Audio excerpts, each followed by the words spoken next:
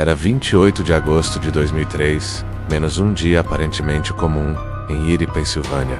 O sol brilhava, pessoas almoçavam, crianças brincavam, e o entregador de pizza saía para mais uma entrega. Uma entrega que o transformaria em protagonista de um dos crimes mais perturbadores e bizarros da história americana. Um crime transmitido ao vivo na televisão. Um crime onde a vítima tinha bomba real no pescoço. Um crime que terminaria em explosão mortal diante de câmeras policiais e o mundo assistindo impotente. Esta não é ficção.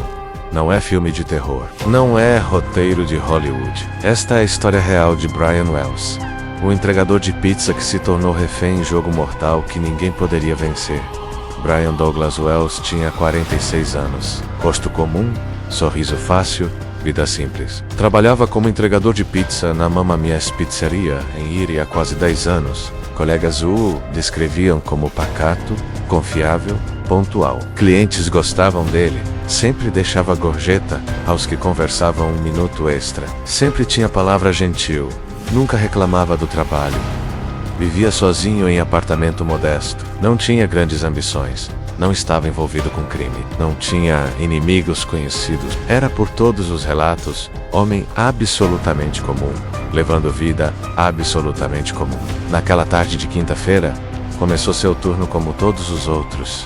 Pegou pedidos, entregou pizzas, recebeu gorjetas, rotina normal de dia normal, até que às 13h30, um pedido diferente chegou. O pedido em si não era incomum pizza grand, entrega para endereço específico, mas a localização era estranha, não era casa, não era apartamento, não era escritório, era estrada de terra isolada no fim da cidade, perto de uma torre de transmissão de TV abandonada. Entregas para locais remotos aconteciam às vezes trabalhadores de construção, funcionários de manutenção. Nada completamente fora do comum. Brian pegou a caixa de pizza, colocou no banco traseiro de sua pequena Geo Metro branca e dirigiu em direção ao endereço indicado. O trajeto levava para a área cada vez mais isolada. Árvores densas cercando estrada estreita. Ruas, menos movimento ainda. Quando chegou ao local indicado, um trecho particularmente isolado perto da torre, estacionou e saiu com a pizza. E foi quando sua vida comum terminou. Ao caminhar em direção ao ponto de encontro, Brian viu duas figuras, homens encapuzados. Esperando o seu primeiro instinto, provavelmente foi confusão. Talvez achou que era pegadinha, talvez começou a sentir que algo estava errado, mas ainda não processou completamente. E então, rapidamente, sem aviso, sem chance de reação, um colar de metal foi colocado ao redor de seu pescoço. Não era colar comum, era dispositivo pesado, frio, com travas múltiplas que se encaixaram com cliques metálicos finais, como algemas gigantes fechando em volta de sua garganta. E preso ao colar na frente de seu peito, estava artefato cilíndrico, tubos, fios, componentes eletrônicos, uma bomba. Brian tentou resistir, tentou fugir, ninguém sabe exatamente. Não havia testemunhas, não havia câmeras, apenas Brian e seus atacantes em área isolada, onde ninguém poderia ouvi-lo gritar. O que sabemos é o que aconteceu depois. Os homens entregaram a Brian um envelope grande, dentro várias páginas com instruções manuscritas detalhadas, e um mapa. As instruções eram como algo saído de filme de ação menos, mais real, mortal, inescapável. 1. Você tem bomba no pescoço, tá ativa. 2. Você tem tempo limitado. 3. Siga as instruções exatamente ou morra. 4. Roube o banco PNC na Pitt Street. 5 Piggy, $250.0. 6. Siga o mapa para a localização de chaves escondidas. 7. Use as chaves para desativar o dispositivo. 8. Qualquer desvio, detonação imediata. Era caça ao tesouro mortal. Pouso macabro, onde cada passo tinha que ser perfeito ou consequência, seria a explosão fatal. E Brian, aterrorizado, confuso, com bomba literal pesando em seu pescoço, não tinha escolha a não ser obedecer. Imagine, por um momento, você é pessoa comum, trabalho comum, e de repente, em segundos está com bomba no pescoço. Pessoas mascaradas desaparecem, e você está sozinho com instruções para cometer crime capital. O que você faz? Vai à polícia, mas o dispositivo pode explodir a qualquer momento. Pode explodir se você tentar removê-lo. Pode explodir se você não seguir instruções. Tenta remover o colar sozinho, é trancado com múltiplas fechaduras que você não tem chaves. É metal sólido. Não, Brian. Segue as instruções esperando que haja solução no final, que as chaves realmente existam, que você possa sobreviver se apenas obedecer. Brian escolheu seguir as instruções. Talvez acreditasse que era a única chance. Talvez achasse que havia solução real no final do mapa. Talvez simplesmente entrou em choque e fez o que lhe foi dito, porque cérebro humano sob trauma extremo frequentemente obedece à autoridade mesmo quando a autoridade é monstruosa. Ele dirigiu de volta para a cidade rumo a Aoban, com bomba fazendo tic-tac em seu peito. Durante aquele trajeto, entre torre de transmissão isolada e banco no centro de Erie, Brian estava sozinho com pensamentos que ninguém deveria ter. Quanto tempo tinha? Minutos? Horas? Segundos? O dispositivo não tinha display visível. Não tinha contador. Apenas existia, pesado e mortal, lembrando-o a cada respiração que estava a centímetros da morte. Ele olhou para pessoas nas ruas, através da janela do carro. Pessoas vivendo vidas normais. Pessoas que não sabiam que homem com bomba estava dirigindo entre elas. Pensou em família, em arrependimentos, em todas as pequenas coisas que tomamos como garantidas, menos acordar amanhã, ver pôr do sol, conversar com amigos, que agora podiam terminar em explosão súbita. Nós nunca saberemos exatamente o que passou pela mente de Brian Wells naqueles minutos. Mas sabemos onde ele foi. E sabemos o que aconteceu quando chegou. Às 14h40, Brian Wells estacionou seu Geometro em frente ao PNC Bank na Pitt Street. Respirou fundo.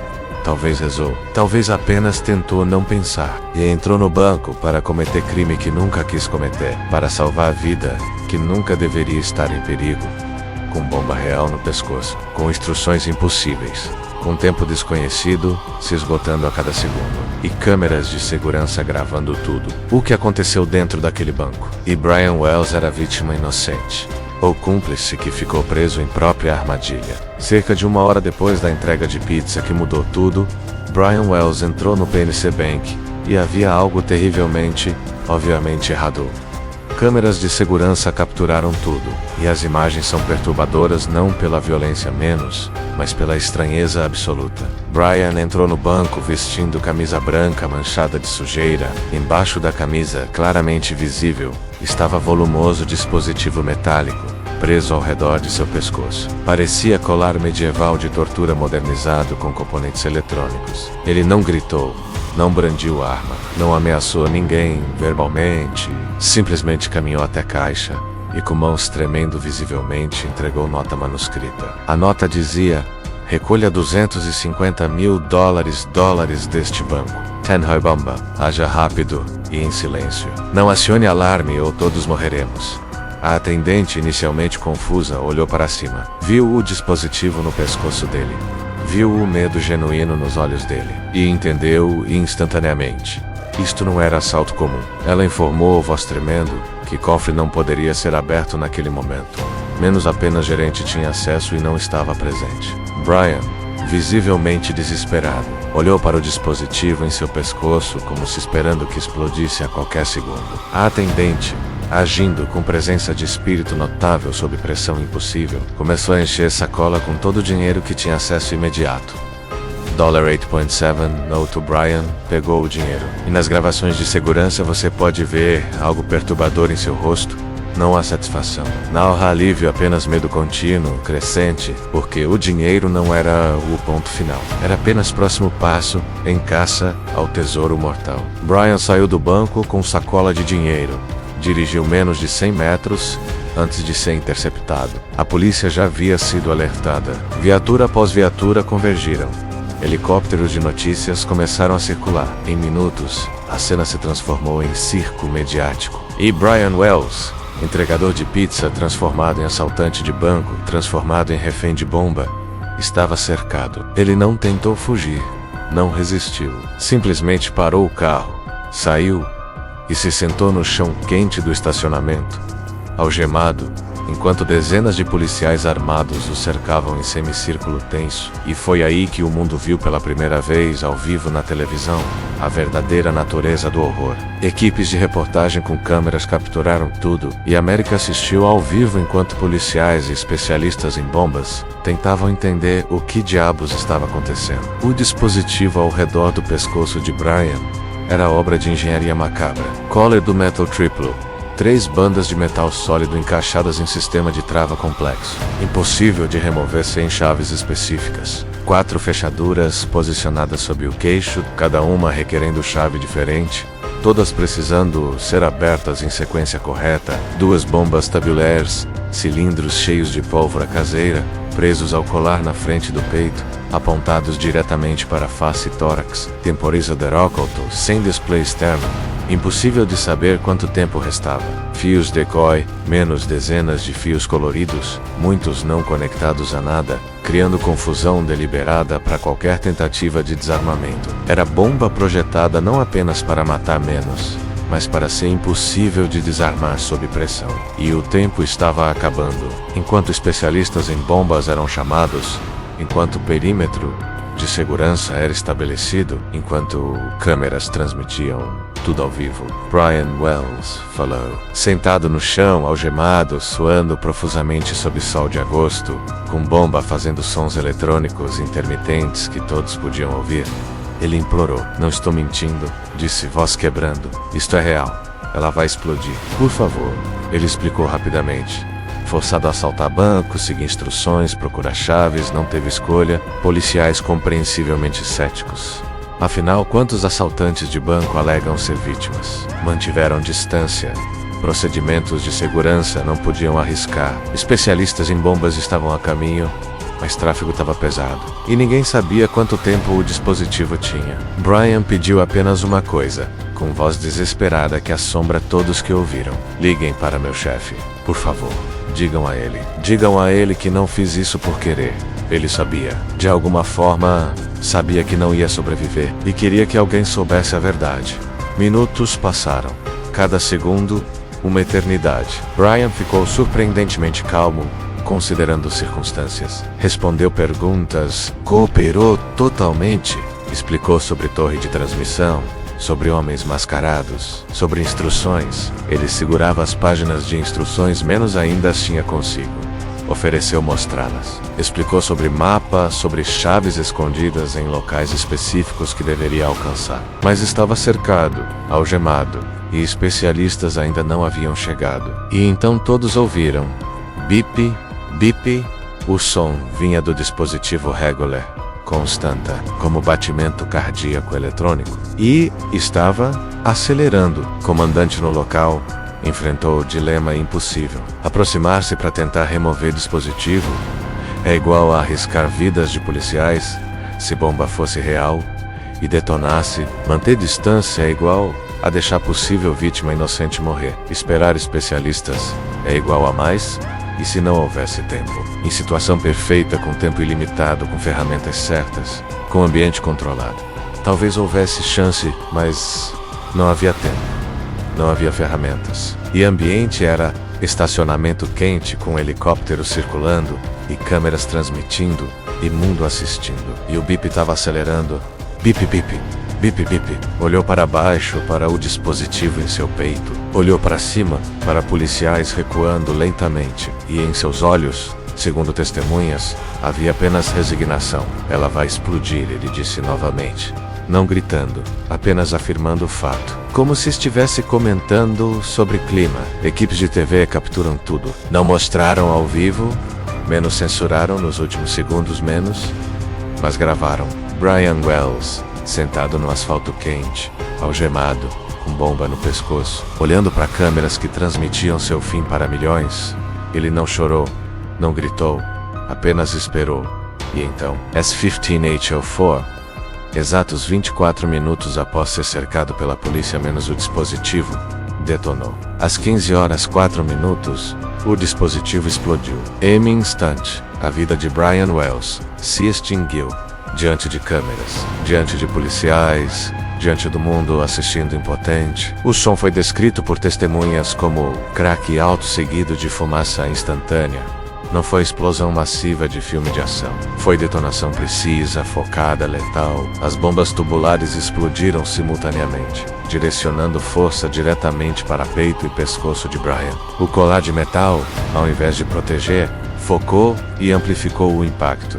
Morte foi instantânea, misericordiosamente instantânea. Equipes médicas correram para a cena segundos depois, mas não havia nada a fazer. Brian Wells, 46 anos, entregador de pizza, estava morto. E a América havia assistido o homem morrer ao vivo, ou quase ao vivo, graças a delays de transmissão que censuraram o momento final. Mas investigadores policiais, paramédicos, todos presentes viram e nunca esqueceram. O que restou foi cena grotesca de crime impossível. O corpo de Brian, o dispositivo parcialmente destruído, mas ainda preso a ele. A sacola com $8.702, dinheiro que nunca importou, que nunca foi realmente o objetivo. As páginas de instruções manuscritas espalhadas pelo vento. E tantas perguntas. Quem fez isso? Por quê? Brian era vítima inocente ou participante que ficou preso em próprio esquema? O plano era que ele morresse desde o início ou algo deu errado? Polícia Federal norte-americana assumiu a investigação imediatamente. E o que descobriram foi trama mais bizarra, mais complexa, mais perturbadora do que qualquer um poderia imaginar. Análise do dispositivo revelou nível de sofisticação perturbador. Não foi feito por amador. Quem construiu aquilo tinha conhecimento de eletrônica, explosivos, engenharia mecânica. As travas eram customizadas. O temporizador era preciso. Os fios deco eram deliberados, projetados para confundir qualquer tentativa de desarmamento apressado. E as instruções eram impossíveis. Investigadores seguiram o mapa, procuraram as chaves que supostamente desativariam o dispositivo, e encontraram algumas, escondidas em locais remotos, exatamente como o mapa indicava. Mas a análise posterior revelou: mesmo se Brian tivesse conseguido coletar todas as chaves, mesmo se tivesse seguido cada instrução perfeitamente, mesmo se não tivesse sido capturado, ele ainda teria morrido, porque o temporizador estava configurado para detonar antes que fosse fisicamente possível completar todas as tarefas. O tempo necessário para dirigir entre locais, encontrar chaves escondidas, retornar para desativar a bomba, era matematicamente impossível. Brian Wells estava condenado desde o momento que colar foi trancado em seu pescoço. Não havia escapatória, nunca houve. Foi sentença de morte disfarçada de quebra-cabeça. Levou anos, mas eventualmente a Polícia Federal norte-americana montou o quebra-cabeça. O plano foi arquitetado por Marjorie Dillard Armstrong, menos mulher com histórico de violência, doença mental diagnosticada e que excepcionalmente alto. Ela havia matado antes seu namorado em 2003, poucos meses antes do incidente com Brian. Tiro na nuca que ela alegou ser autodefesa. Seu cúmplice era Kenneth Barnes, traficante de drogas local com conexões criminais e lealdade questionável. Também envolvidos William Hodgson, ex-namorado de Marjorie e homem com obsessão por enigmas complexos. Floyd Stockton, conhecido de Barnes. Possivelmente outros. A motivação, segundo investigadores, dinheiro para pagar assassino que mataria pai de Marjorie para ela receber herança. Sim, todo aquele esquema elaborado, toda aquela engenharia macabra, toda aquela crueldade, por herança que nem era tão substancial assim. E aqui chegamos à pergunta mais controversa, mais dolorosa, mais debatida do caso. Brian Wells era vítima inocente ou participante voluntário? Polícia Federal norte-americana, após investigação extensiva, concluiu: Brian sabia do plano. Participou voluntariamente. Estava presente em reuniões de planejamento. Acreditava que seria assalto falso, que ele fingiria ser refém. Pegaria dinheiro facilmente porque banco não arriscaria a vida de refém. E todos dividiriam o lucro. Ele simplesmente não sabia que bomba era real. Pensava que era falsa. Próprio convincente para fazer banco cooperar. E quando o colar foi trancado em seu pescoço, quando percebeu que não era próprio, que era real, ativa, mortal, era tarde demais. Outros discordam desta conclusão. Argumentam que evidências são circunstanciais, que Brian tinha deficiência intelectual leve, que o tornava facilmente manipulável, que ele foi usado como peão descartável por pessoas mais espertas e mais cruéis. A família de Brian insiste até hoje, ele era vítima, inocente, forçado, mas Polícia Federal norte-americana mantém. Ele sabia, participou e ficou preso em própria ganância e ingenuidade. A verdade provavelmente está em algum lugar no meio. Brian pode ter sabido de algo, mas não de tudo. Pode ter concordado com crime, mas não com bomba real. Pode ter sido simultaneamente cúmplice tolo e vítima cruel. Marjorie Diehl Armstrong foi eventualmente condenada por múltiplos crimes, incluindo o homicídio do namorado e participação no esquema da bomba colar. Sentenciada à prisão perpétua há mais 30 anos. Morreu na prisão em 2017, levando muitos segredos para túmulo. Kenneth Barnes fez acordo com promotoria, testemunhou contra Marjorie, recebeu sentença reduzida de 45 anos. William Rothstein morreu de câncer em 2004, antes de ser formalmente acusado menos, mas deixou confissão em vídeo, admitindo participação no planejamento. Outros suspeitos nunca foram formalmente acusados por falta de evidências conclusivas, e o caso, oficialmente, foi considerado resolvido. Mas perguntas permanecem, porque no final, Brian Wells morreu de forma horrível, transmitido ao vivo, com bomba no pescoço, seja vítima ou cúmplice. Ninguém merece morrer assim. No fim, o mundo assistiu incrédulo. Homem comum entregando pizzas, transformado em protagonista de pesadelo. Não por escolha própria, não por poder, mas por ser usado menos como peça descartável em jogo mortal. O caso de Brian Wells permanece como um dos crimes mais bizarros, mais complexos e mais moralmente ambíguos da história criminal americana. Não é caso simples de vítima inocente versus vilão malvado. Não é caso claro de criminoso recebendo justiça merecida. É algo muito mais perturbador. Área cinzenta, onde vítima pode ter sido parcialmente cúmplice. Onde crueldade humana atingiu níveis quase incompreensíveis. Onde ingenuidade encontrou malícia e resultou em morte transmitida ao vivo. E as imagens permanecem. Brian Wells sentado no asfalto, bomba visível em seu pescoço, medo genuíno em seus olhos, súplicas que ninguém pôde atender, e explosão que encerrou tudo. Essas imagens assombram todos que as viram. Policiais presentes desenvolveram PTSD. Investigadores que trabalharam no caso por anos carregam peso emocional. E família de Brian. Família nunca se recuperou. Mesmo com Marjorie morta, Barnes preso, investigação oficialmente encerrada. Perguntas permanecem. Quantas pessoas realmente estiveram envolvidas? Polícia Federal norte-americana identificou alguns conspiradores, mas sempre houve suspeita de que outros participaram e nunca foram descobertos. Por que tornar plano tão complexo? Se o objetivo era simplesmente dinheiro, havia formas muito mais simples. Por que elaborar quebra-cabeça impossível? Por que garantir que Brian morreria? Brian realmente sabia? Evidências sugerem que sim, mas são circunstanciais. Nunca teremos confissão dele. Nunca saberemos exatamente o que ele acreditava quando aceitou participar. E a pergunta mais perturbadora: isso poderia acontecer novamente? Porque o esquema funcionou parcialmente. Brian entrou no banco. Conseguiu dinheiro. Se não fosse capturado tão rapidamente, se tivesse mais tempo, se bomba não tivesse detonado, será que outros criminosos olham para este caso como template? Como inspiração macabra? O caso gerou documentários, livros, episódios de programas de crimes reais. Netflix produziu série Evil Genius dedicada inteiramente ao caso, explorando cada ângulo, cada teoria, cada participante. Tornou-se parte do léxico criminal. Bomba colar agora se refere especificamente a este tipo de dispositivo. Protocolos de polícia para situações de refém com explosivos foram revisados após este incidente, e serviu como lembrete sombrio. Realidade pode ser mais cruel, mais bizarra, mais inacreditável do que qualquer ficção. Então, como devemos lembrar de Brian Wells? Como vítima trágica de pessoas mais espertas e mais cruéis que o manipularam até morte horrível? Ou como criminoso tolo que participou de esquema, acreditou em promessas impossíveis e pagou o preço final por própria ganância? A resposta, honestamente, é ambos. E nenhum. E algo mais complexo que categorias simples permitem. Brian Wells era humano falho, provavelmente ingênuo, possivelmente ganancioso.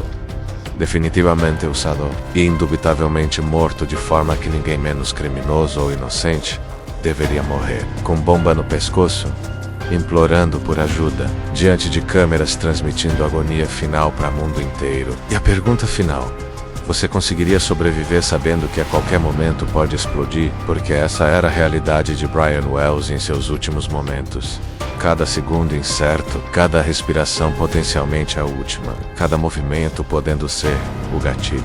E ele teve que viver isso não por minutos, mas por horas, desde o momento que Kolar foi trancado até a explosão final. Que tipo de tortura psicológica é essa? Que tipo de crueldade humana cria a situação onde pessoa vive morte em câmera lenta, sabendo que está condenada, mas incapaz de fazer qualquer coisa? Esta foi a história real de Brian Wells, o entregador de pizza que se tornou vítima, ou cúmplice de um dos crimes mais elaborados e perturbadores da história moderna. Um caso que levanta questões profundas sobre culpa, inocência, manipulação e crueldade humana. Deixe nos comentários: você acredita que Brian era vítima inocente ou participante que ficou preso em próprio esquema? A verdade importa quando alguém morre de forma tão horrível. Compartilhe este vídeo se você acha que mais pessoas precisam conhecer este caso. Casos como este nos lembram que realidade pode ser mais estranha e mais cruel que ficção. Inscreva-se no canal para mais casos reais de crimes bizarros, mistérios não resolvidos e histórias que desafiam nossa compreensão de natureza humana.